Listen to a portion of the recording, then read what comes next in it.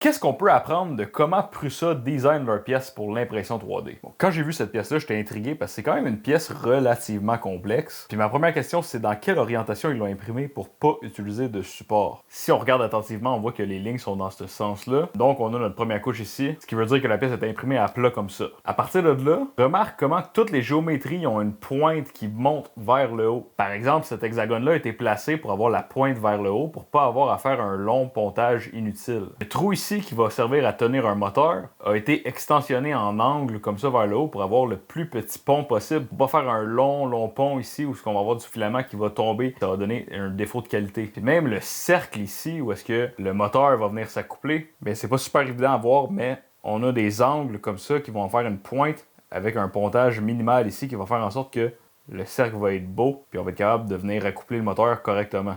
Donc en résumé, on devrait toujours orienter nos pièces de façon à ce qu'on ait le moins de support possible, idéalement aucun support. Et quand on a des trous à faire, bien l'idéal c'est de s'assurer d'avoir une pointe qui monte en angle au lieu d'avoir un plat qui va faire un pont. Si tu sais pas par où commencer avec la modélisation 3D, j'ai un cours de 30 modules préenregistrés qui va te montrer comment installer Fusion 360 et comment l'utiliser étape par étape pour réussir à faire des designs comme celui-là avec ton imprimante 3D. Si ça t'intéresse, va voir le lien dans ma description. Soit on se revoit bientôt, restez créatifs.